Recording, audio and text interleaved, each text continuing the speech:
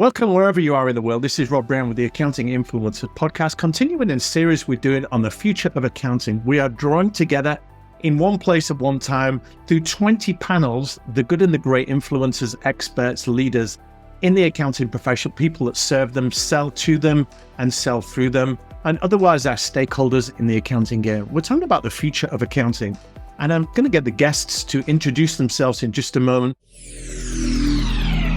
And the first question I will ask them after introducing themselves is, where are we right now? If we are going anywhere, we need to ask the question, where are we at the moment? But without further ado, I'm going to kick off with an old friend of mine, Dan Dronsfield. Dan, tell us who you are, please. Pleasure to see you again, Rob. So I'm Dan Dronsfield. I'm an accounting technologist. I spend all my time serving the mid-market.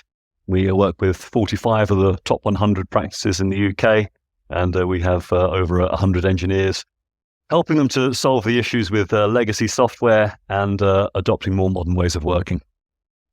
Amy, it's good to see you again. You took part in our questions for the accounting world, where we asked 110 people 5 questions. Daniel, I think you're also part of that, and so is Jasen. So it is wonderful to have you on. A little introduction from you, please. Thank you. Happy to be here.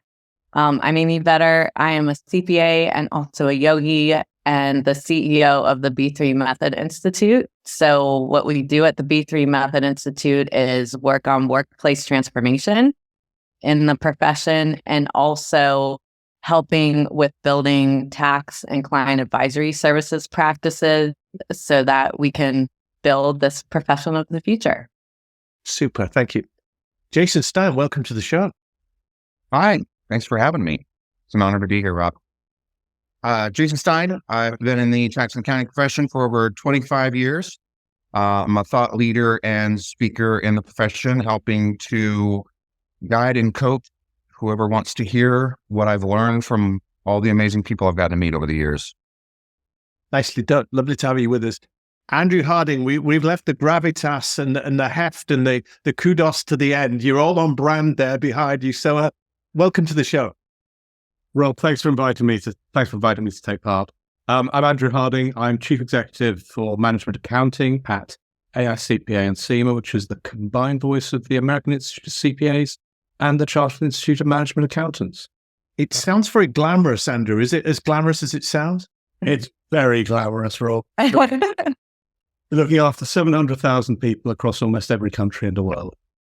Nice. Just a small back bedroom organization then, with not a lot going on. Little SME. Lovely to have you all with us. Amy, I'll kick off with you on this one. What kind of shape do you feel the accounting profession is in right now? Because there's a lot going on. Yeah, I think the accounting profession is in a state of reflection for the first time, which is good. For many of the issues that we hear today have been around forever. So these aren't new issues with technology that needs to be implemented with, workplace culture, all of these things. But we are at a standstill where there is actual force in the pipeline and interest in the profession that we have to take a hard look at the things that we are doing and where we want to be in the future. And so I actually think this is a great place to be in the profession right now, because it's been time for a long time to make these shifts, and we're starting to see them happen. Andrew, you're probably asked all the time, how are we doing? What would be your answer to that? I would say we're at an inflection point. I think we've come to the end of a period where we have 40 years where this was the world's favorite profession. It was the favorite place for graduates to go into, etc., etc., etc. What do you want to be at school? An astronaut or a train driver or an accountant? Was it in those 3? That's right. And the way you'd make the money was as an accountant. Exactly. So which is where everyone chose to go. The world has moved on. I can't think of many professions which had the luxury of that 40-year boom. But changes all around us. I think for accountants who are embracing change, who want to keep up to date, want to lead, it's a great place to be. For those who want the world to stay the same as it was 10 years ago, they're going to find themselves very unhappy. And we have a profession which is split between those two. I think there's a golden future for many, but others could well struggle. Jasen, you've been in this game a few years, seen ebbs and flows. How would you chart our position currently? Yeah, I think Andrew said it well. The way I would put it is, our profession is in the best place it's ever been and the worst place it's ever been, all at the same time. That's how I would say it. I think, this profession is just wrought with opportunity, and, there's no lack of demand for services. But I think that we're also in a place where this profession has built a pretty rough brand for itself, and that's impacting, I think, Andrew, you touched on, nobody says I want to do taxes when I grow up anymore. And frankly, that's not even the point anymore.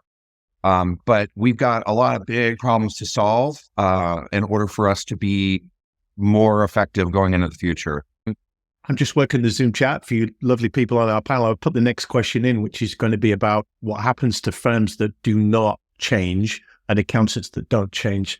So have your gun ready to fire all barrels, that one. Dan, you're probably the youngest person on the panel here, but you have been around a long time. You're more at the cutting edge because you advise firms on tech. What do you see right now in terms of where we are? Well, like most professions, accountants are really still working like Victorians. I mean, the latest innovation was timesheets, which came in 1940. Just because a process has been digitized doesn't mean that the process has actually changed. I mean, you could bring in a Victorian into the workplace, they'd still recognize, oh, it's a filing system. That's where you put the documents. It's nothing has really changed. In 1993, David Maister wrote Managing the Professional Services Firm, the key reference work for many in the profession. And he sort of split the work up into the brains work, which is sort of think of the complex problem solving, the grey hair work, which is sort of seasoned judgment, and then procedure, which is the routine tasks, and they often fall to the more junior people. And each of those three categories, which really comprise most of the work within the profession, are about to change seismically, not just due to AI, but certainly heavily due to AI. So, I mean, the brains part of that piece, it's like having a colleague who never sleeps, eats, or takes a holiday, and that's the brains department. It's not really about replacing human creativity, it's giving it a jetpack. And so potentially we need fewer accountants, but I have a counterpoint to that, which we might come on to later. Then you've got the grey hair side of things, which is the digital wisdom. So taking all of that experience of professionals, which is completely invaluable to any practice, but you're effectively cloning it. You're using machine learning, and you're making it possible to consult with the senior people, even in their absence. And then procedure. I mean, automation is just eating that up at a rapid rate. The profession is going to look very, very different in 5 years' time. Well, I wonder how different it will look, because I want to come on to, I want to choose a controversial word, extinction, but I'm wondering, Jasen, what the accounting profession will look like if it doesn't change. The consensus amongst the panel is that there are changes to be had. There is opportunities to be taken advantage of, but we are in this state of flux. And they say accounting's like cockroach. You can't make it extinct. It will always survive. It survived multiple recessions and economic conditions, and it probably doesn't need to change. So what do you feel will happen to the firms and the individuals that will not or cannot adapt? Yeah, I think you make some interesting points, Rob, because, extinction, I don't know that firms are on the verge of extinction. I mean, they're not struggling for business. Partners are doing well. We've got more work than there is time, which is part of the problem. And that's not going away. That's not going away. Unless Congress overhauls the tax code in the U.S. or we decide, globally that, accounting principles get simplified, which just, I mean, come on, that's ludicrous. This industry has been operating on the same kind of basic math principles for hundreds and hundreds of years. So, but I don't think that there's extinction in that, but I do think that firms are growing as we continue to see, retired, the retired workforce leaving the profession. And that's going to happen at a rapid pace here over the next 5 years. And I think that's the big threat. And then the lack of anybody wanting to do this work and be in this profession because of the brand that it has. Nobody's going to be able to hire anybody to do any work.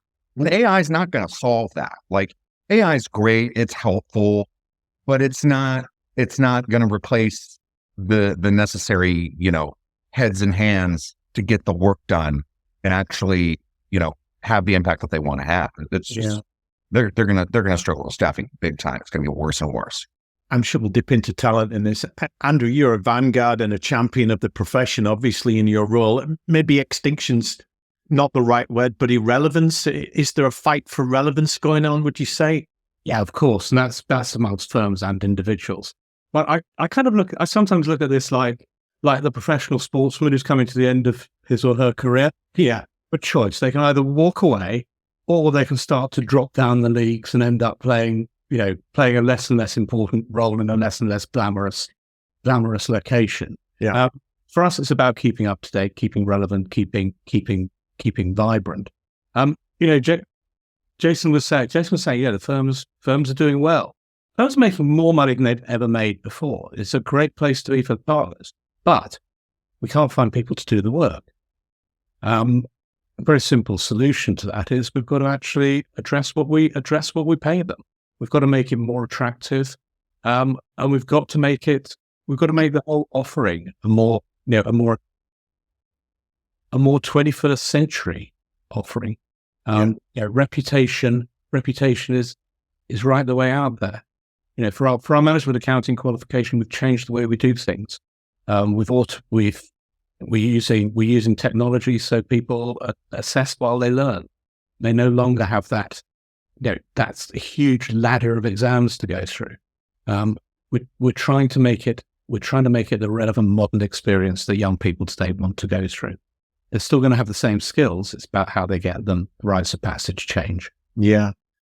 Dan, if firms are making money, why would they need to change? If individuals are making money, where's the impetus? Mm-hmm.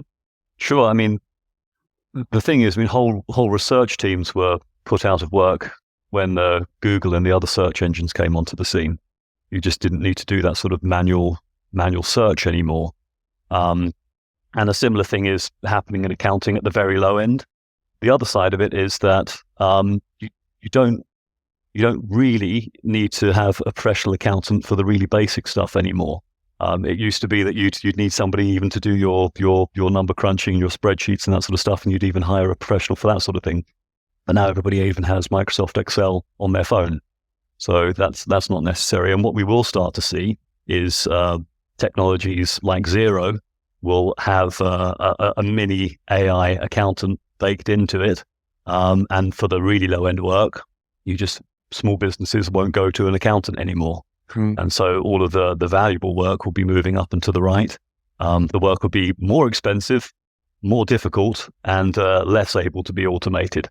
And so you'll see the mass market being served by technology, but the really complex stuff, that's where the practices will thrive. Yeah. Amy, when I think of the word extinction, I think of disappearing. We know that people are leaching out of accounting. They're going into industry, they're going into tech, they're going into other sectors altogether, or some of them are not even coming into the profession. We know about the talent pipeline. So extinction might not be too strong a word, but in your view, what will happen to those that will not or cannot change? So this is my viewpoint on it. Accounting's not going away. Accounting is here to stay. It is the language of business. And accountants translate business to business owners. They don't understand what they're looking at or how to operate without that. However, what will be extinct most likely is what we see on a top 100 firm list and the way firms look today. What I see is the amount of innovation, entrepreneurship, new ideas of ways to run firms, of offshoring, of other countries coming into the U.S. to, be able to service U.S. clients and globally. Those are going at rapid pace. And so we're offshoring and creating the new top 100 firms. It's a sleeper. And we also have this whole advisory area that changes the game of what an accountant does and not just accountants. So again, what goes extinct is only seeing CPAs and CPA firms. We know a high percentage, even in the biggest firms, are not CPAs anymore. And so we've got technology professionals, we have cybersecurity professionals, we have environmental professionals in the profession. And so what is going on is we're getting a whole mix of skill sets in order to serve the needs of clients and the needs of shareholders of the information that they want from accounting firms. So it being called an accounting firm, I don't know what it could be called in the future, but it is a exciting time of all of these different skill sets coming together and collaborating in order to help business thrive.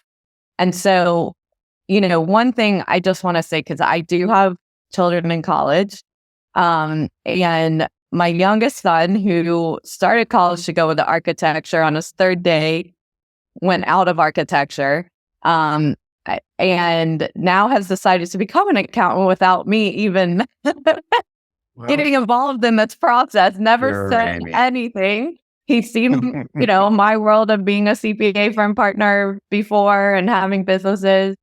There are still people like my son. I was not one of them. When I went into accounting, I went in because my grandfather was a CPA. I was told I was going to be a CPA.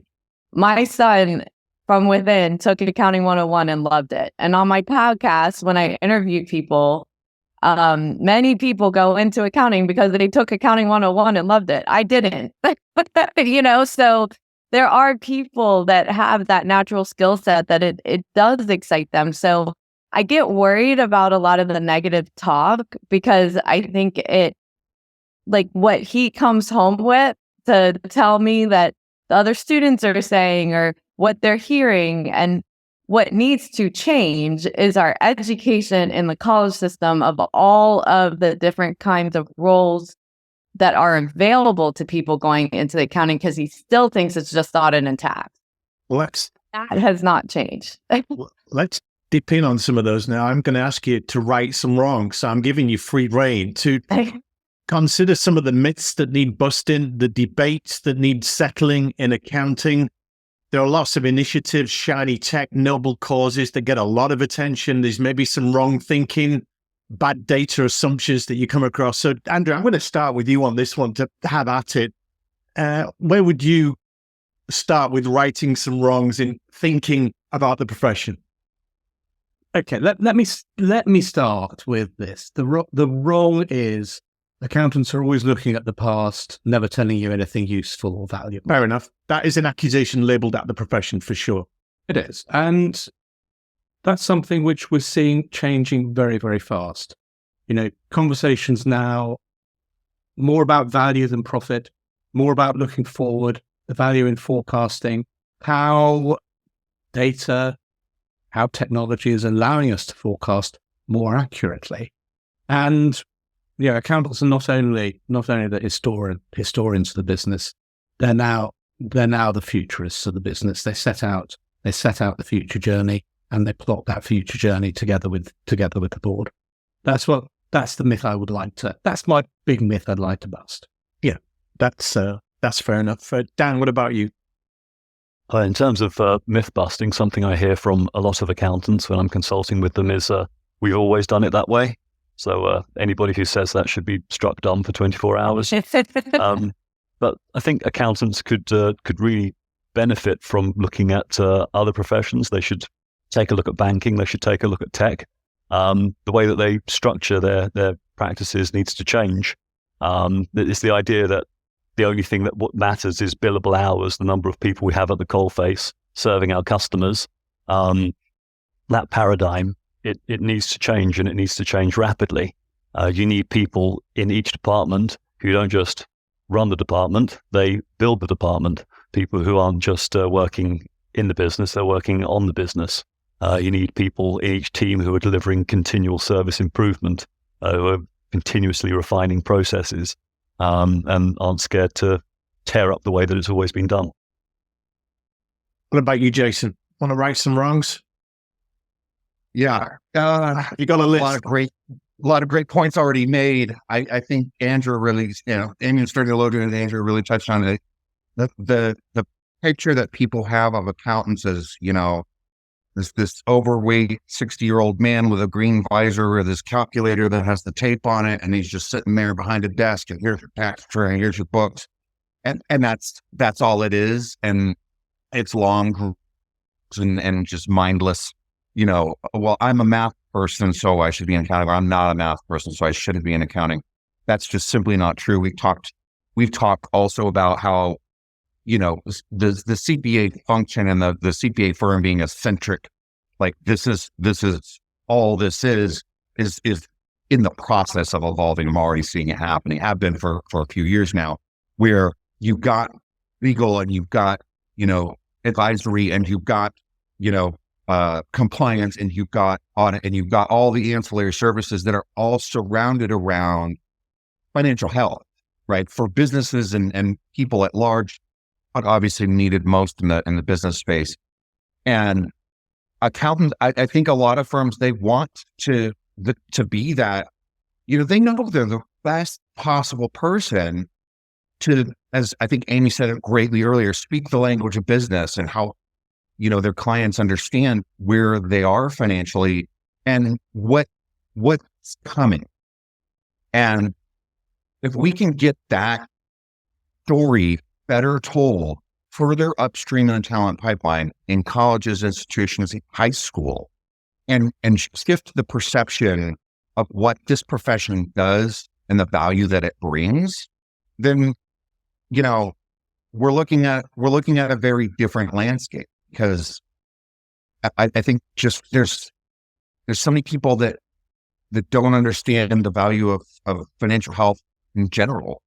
And until we can increase that awareness and through education, and I think it comes in education from all over the place too, right? Like I think more accounting firms need to be doing a lot more education scale, help people in general understand, the concepts of financial health and financial literacy, and all the way through up to investing and building wealth and managing that wealth and generational wealth and states and so on. There's so much there, but there's such a myopic view of what this profession is. Yeah, and as a former high school math teacher, a lot of what I had to teach was irrelevant to the real world. We needed to be teaching financial wealth knowledge and things like that. And it's been a theme actually in some of these panels we've conducted about the brand of the profession and whose job is it to sell accounting as a great career choice. And often it's the accountants themselves who are in it and doing great things, but they're not great storytellers. They don't really big it up what they're doing because they don't see it as remarkable or much different. It is just a job. So I'm going to ask you in a moment what lessons we can learn from other businesses. Just a quick fire around that one.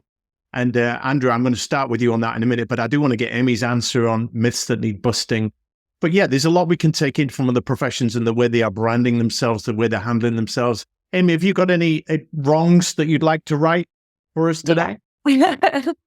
I don't think it's just the pipeline issue. I think there's a middle management issue that is not being addressed. So we have no pipeline to partnership right now. That there is many partners or manager level opting out because it's getting ignored. When we don't have enough staffing and we're not solving the business model issues currently, the problem is that the managers are getting stuck in the middle of trying to keep up with all the work. There's not enough of them, and you have staff that need training and need their time, the partners that are pushing down work and they're trying to, keep that happy, and no one's actually focusing on the fact of how are you going to retire if there's no managers in the middle to be that next level. And I get very concerned, and that is a big piece of the work that I do, is making sure there's a focus, and also the perception that I get from many managers and what we've done a good job with over the years is getting more women into the pipeline. We're not necessarily seeing it at the partner level yet. It hasn't completely gone through, but we're seeing more women that are partners and managing partners than ever before. However, there is still a good percentage of women that are in the management pipeline to partner that look at partners and say, I don't want that life, so I'm going to opt out before it's time to be partner, or I don't think I can manage my personal life and being a partner. And that, if we don't change the workplace culture and the perception that you do have control over your life so that those people can move into those ranks, that is what's going to hurt the future of a lot of firms. Yeah. That's not just women too, Amy. As Yeah. you realize the new generation coming through now, they're not endeared to the partner model. They don't want to spend money buying into an equity pot. They don't want to pay off the pensions of the partners. They don't want to work 10, 20, 50 years chained to a desk doing grunt work. They want work-life balance. They want meaningful work. They want good technology. They want interesting projects. So that's going to be a shift in change. I want to do a quick fire round on what you see happening in other sectors, other industries. Andrew, I'll start with you because you represent CIMA as well, the Chartered Institute of Management Accountants, represents a lot of accountants in business. And what do you see happening that we can learn from other sectors? Okay, so what we're seeing a lot of in business, this was led by the technology firms, is finance almost becoming less specialist, aligned with the business, working together in the business in partnership with the business. Yeah. 10 years ago, we were talking about finance business partnering. Today, it's the question we get asked most: how do we do it? How do we do it? Companies, you've got some businesses which are on version 3 or 4 of that, some which are just starting, and some really major businesses who are just starting it. But where the technology companies have made a real jump ahead is their finance people aren't assessed on how accurate their reports are, whether their reports come out on time, blah, blah, blah. That's all been automated years ago. They're assessed on the influence that they have and the impact that they have.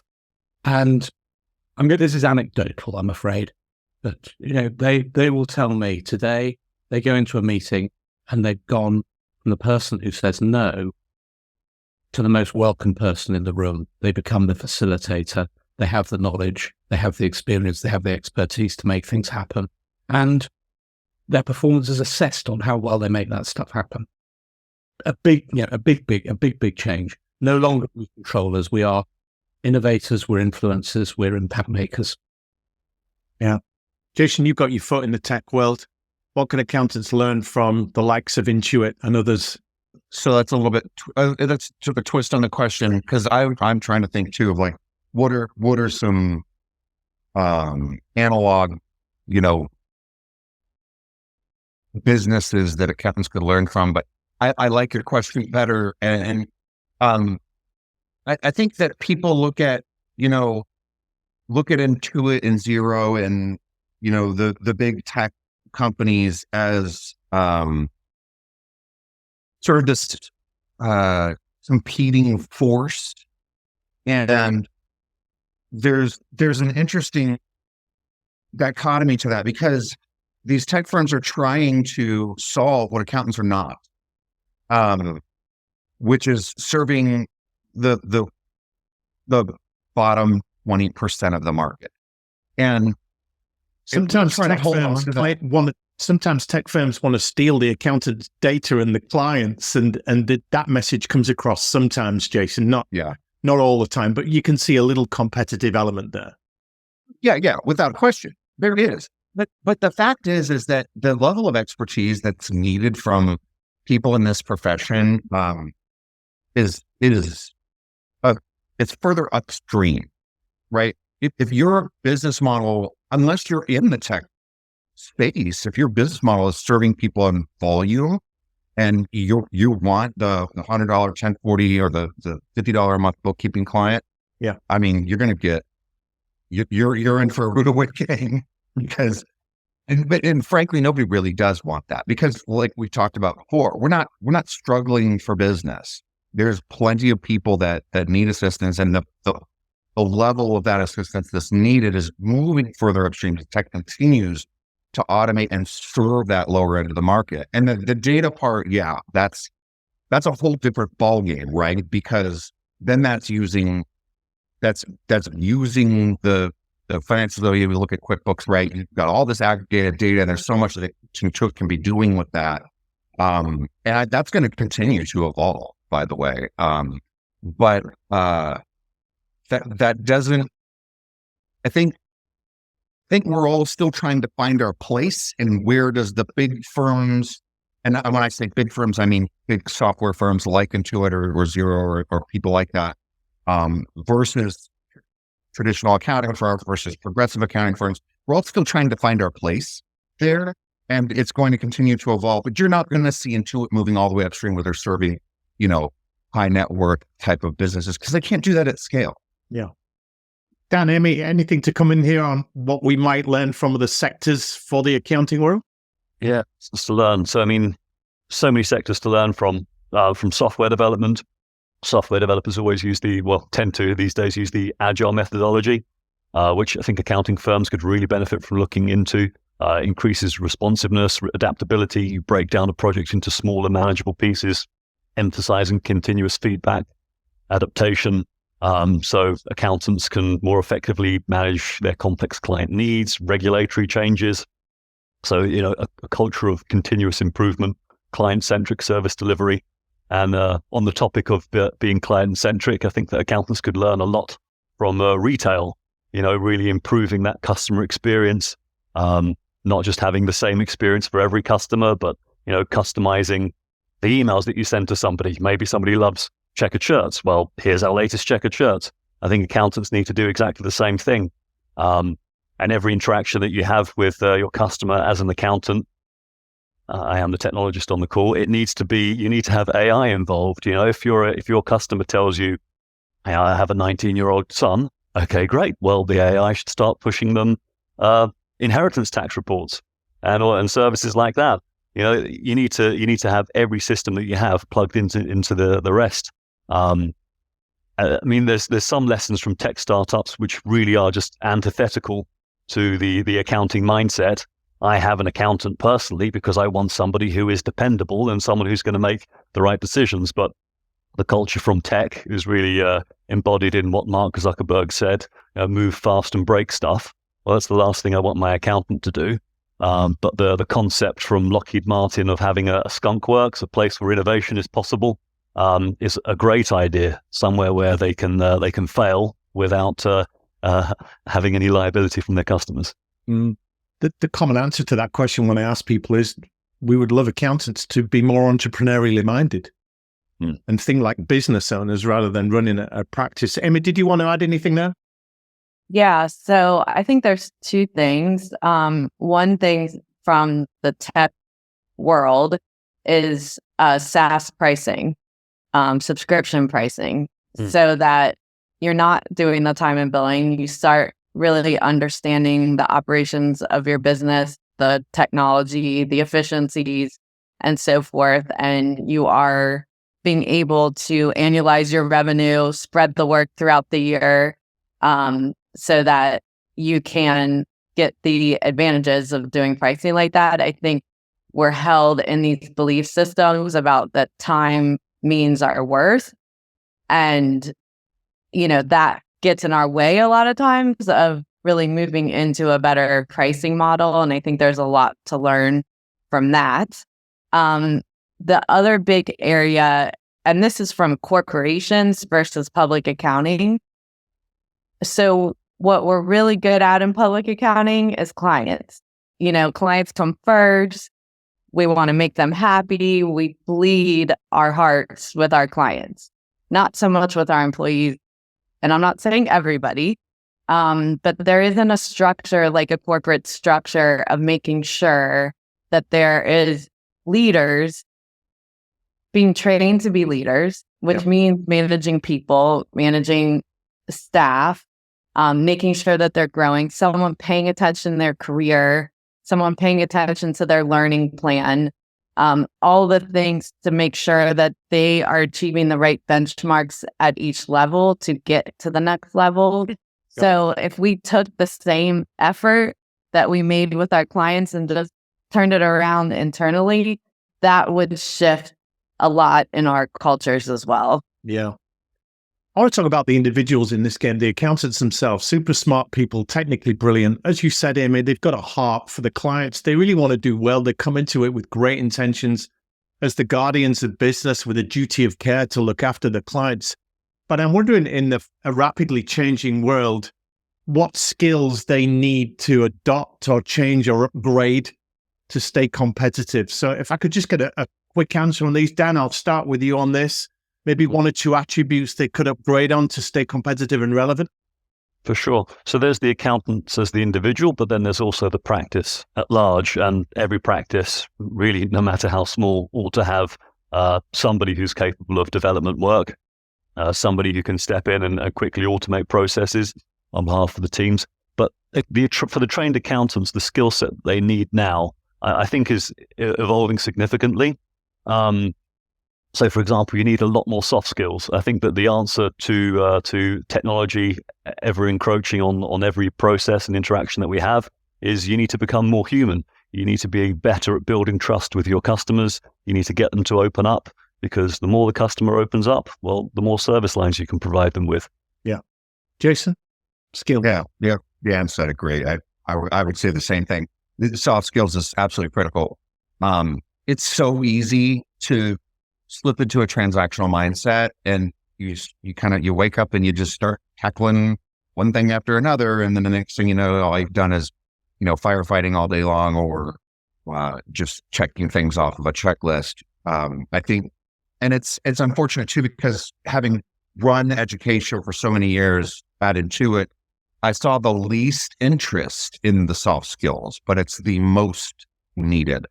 And if I could stress to anyone listening to this, and that's in this profession, communication, strategic thinking. If you just start there, you'll go a long way in building skills around that. It takes a long time to perfect those skills. In fact, they probably say you never really truly master them, but the better you get at them, the more effective you'll be and the happier you'll be. Yeah.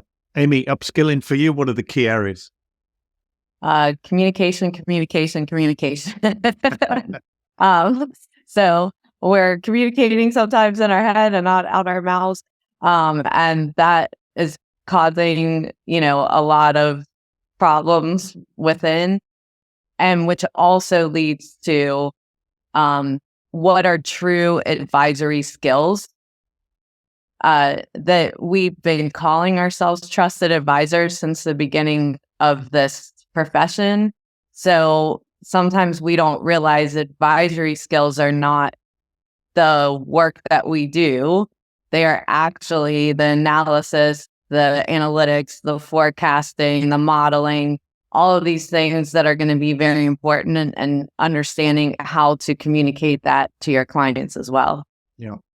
Andrew, I saw you jotting something down when Amy mentioned trusted advisors. So it's either your shopping list or your thoughts on trusted advisors.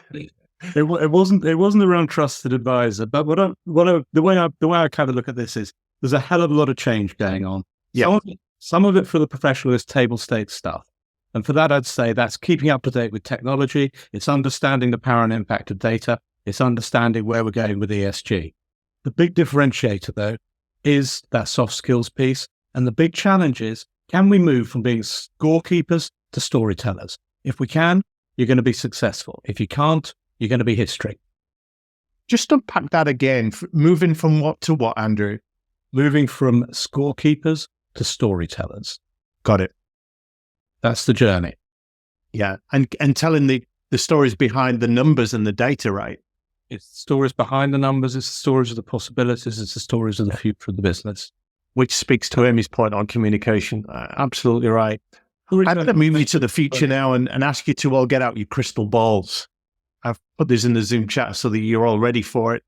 And not just to make a couple of vague predictions, but to really bet your house on something with some specifics if you can. So, Dan, I'll start with you on this one. What are your top two surefire 100% going to happen predictions for the accounting profession in coming years? What have you got for us? Okay, so first would be virtual economies need accountants too. There are some massive online games which have economies that rival nation states, and they need to have accountants. There are virtual empires which need to have some order brought to them. So more people will be spending their time and their real world money in virtual worlds. So accountants will become custodians of digital assets. Virtual economies be blending finance with fantasy. I think that the traditional accounting profession will increasingly intersect with decentralized finance as businesses start to leverage blockchain at long last. It's a technology we've had in place for quite some time, but no one's really grasped the nettle on it as yet. And then I think the other thing is something that's been touched on already, but I think a cross-disciplinary accounting education would be the other thing that I'd predict. We'll see the emergence of cross-disciplinary accounting degrees, certifications that blend finance and technology with traditional accounting education. The accountants of tomorrow, they'll need to have a very broad knowledge base to navigate the complexities of modern business. That complexity will only increase, and those who excel are going to be paid fortunes. So you predicting in effect down there the changing of the accounting qualifications and what they teach the younger accountants coming in? I think so. Partly because some of that work will be swallowed up by AI and automation and all that sort of stuff, but mostly because the world is just becoming that much more complex. Mm-hmm. And you need to have a really good understanding of it in order to bring order to the world, which is what accountants do. If we had another half an hour, I'd ask you all, are the accounting qualifications fit for purpose? But we're not going there. But I am going to ask you, Amy, what are your top two surefire predictions that you would put your house on over the next few years? My house on? That I may not do, but one is that we are going to have a very diverse profession. I think we're seeing so much change, and I'm very excited that the profession is going to look very different in the future. What might it look like, Amy? Just put a little bit of meat on that. Multicultural, different leadership, and also diversity of thought that we just haven't had in this profession from, that standpoint. The other thing is the extinction of the partner model at some point, because it is not something that can sustain much longer, especially in this pipeline world. So to be replaced by what then? So I think the profession is learning from private equity, not necessarily that they want it. So there's some firms that want it. There's other firms that are making really strong decisions not to go that way and stay independent. So in order to stay independent, you have to change the model, which you learn from a corporate environment on how to change that model. So I think we're going to see a lot of alternative models to what we see today in public accounting. Andrew, I'm sending you into the accounting casino with millions of dollars in chips to put it all on black or red. What are your big predictions? I'm going to give you two. I'll go with the qualifications along with Dan. Okay. Management accounting qualification probably only has a third traditional accounting within it. It's much broader than that now. That has innovated, hasn't it? It will change further. We're on the cusp of being able to test and examine those soft skills. So there's going to be big changes there. The second thing I'd say is, for a consumer of accountancy services and products, you're going to be consuming them in a virtual world from across the whole globe. We're already seeing some of the big US firms. One of them already has one of the big US firms already has 4 offices in India serving its US clients. Yeah. And while we've got you here, Andrew, the AICPA qualification is getting some stick right now, that the 150 hours and what they're requiring accountants to do. Are you seeing big changes in qualifications? We're seeing changes in the way in which we do things. Statutory qualifications are defined by governments. There are restrictions on that. Where we're able to innovate is with our CGMA management accounting qualification. Yeah. And if you want to look for indications of the future, have a look at what we're doing. Have a look at what we're doing there. Right. That's exciting stuff. Jason, I'm not sure if you're a gambling man or a superstitious guy with a crystal ball, but what do you see coming up that you'd put your house on? Yeah, you're usually finding me at the craps tables in Vegas if I'm going to be gambling. Okay. All some really great points made. I think that, I know I would definitely bet my house on, because I think nobody would argue against the fact that CPAs are leaving the market faster than they're coming in. We've talked about that plenty on the call. And so the impact that's going to have on how we approach the work and how we structure our firms, Amy made some excellent points about the end of the partnership model. I think that one's an interesting one, and it's not the first time I've heard it. There's several others I know there's one guy running around carrying a flag calling for the death of the partnership model.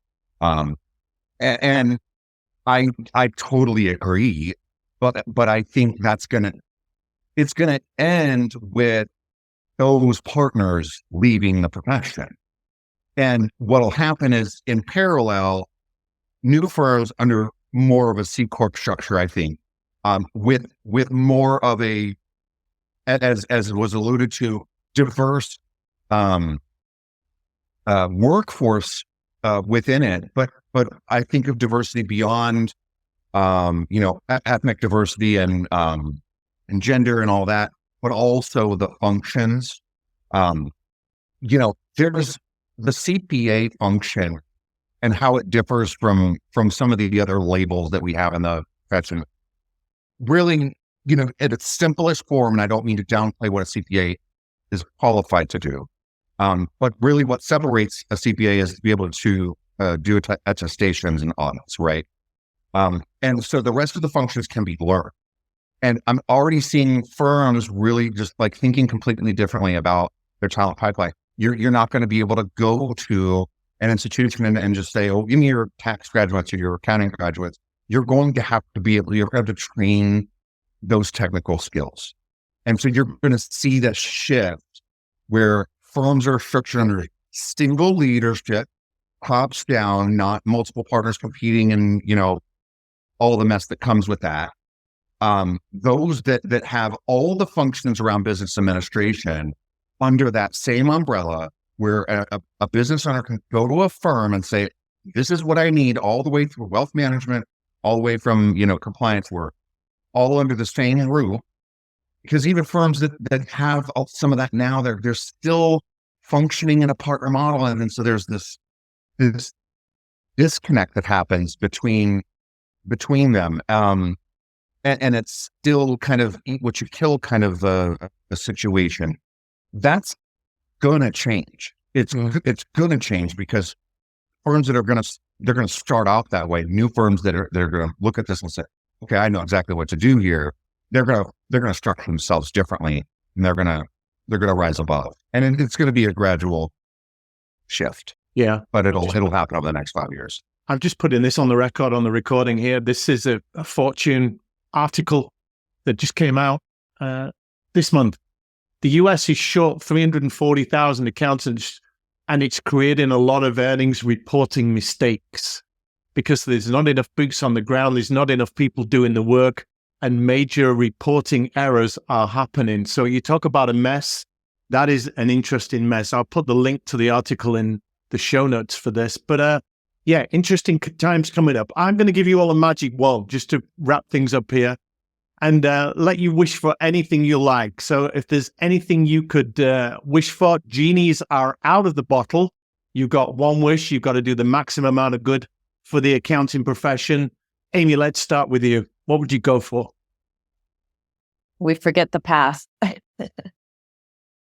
Literally in our reporting or the whole past of the accounting past profession? of the way that we've worked, and we're letting it go, and we're living in the present and the future moment. Excellent. Very on point. Jasen, one wish, what have you got?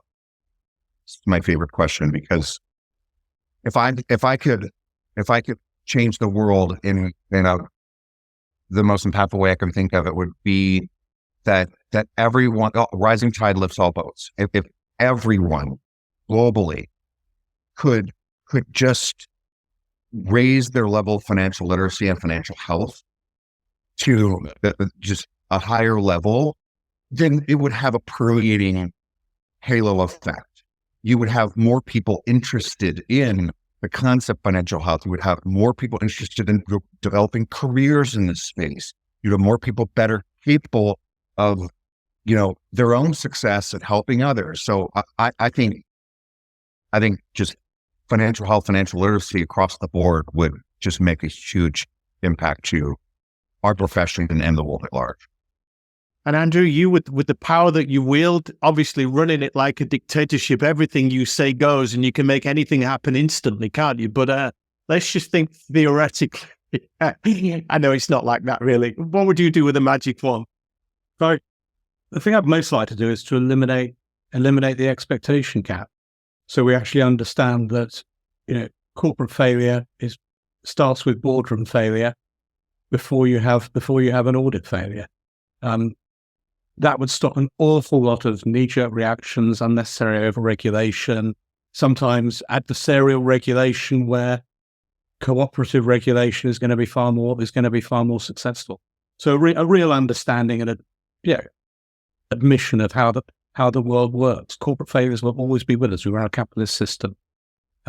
Let's accept that, and let's look at where the failures actually do occur and why they do occur, rather than immediately jumping to blame someone. That's fair enough. I wonder what that world would look like. Dan, what about you? Are you big on wishes? I certainly am. Funnily enough, this is actually a question that I ask accountants at least once or twice a week. And the answer is almost invariably that they would have more staff. Well, given that that's completely impossible, I mean, my one wish would be for the seamless integration of technology across all facets of the accounting profession, including automating the mundane tasks, enhancing data analytics capabilities, which would facilitate real-time financial reporting insights, and that would allow the accountants to focus on strategic advisory roles and add more value to their clients. Now, that's quite a big wish. So maybe an interim wish to help us to get to that state would be to instill innovation as a core value in the accounting profession. So to cultivate environments where innovation isn't just encouraged, but seen as a fundamental business practice. Accountants should be empowered to experiment with new approaches, new technologies, new business models, and understand that innovation's essential for staying relevant in a rapidly evolving marketplace. That is going to take a wish or two, but they're all brilliant uses of the magic wand. I want to wrap up by asking you just in a few words. Amy, we'll start with you. Is it a good time to be in accounting? The best. It's the Why best is time. Then this is the best time to be able to charter your path and take on new opportunities that have never been available before. Yeah. Andrew, you're a passionate advocate of this world that you serve. Is it a good time to be in this game? If you're prepared to address the flux we're in, it's a fantastic time to be in the game. Yeah, it's a time when you can really win and differentiate yourself. And if you're not comfortable with a little bit of flux, is it still a good time to be in this game? Oh, if you came into the accountancy profession for a cozy, easy life in a back office, forget it. You're going to be very disappointed. Well done you on managing expectations and saying it exactly how it is, because you're right. We've got to be completely honest that this is a wonderful profession. It is hard work. There are challenges, but it's a supreme opportunity to make a difference. So amen to that. What about you, Dan? Good time to be in accounting?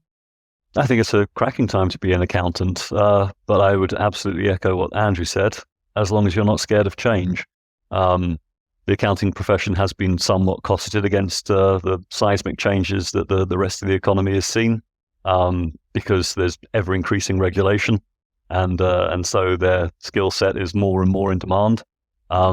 But because it's so in demand, now they really need to adapt.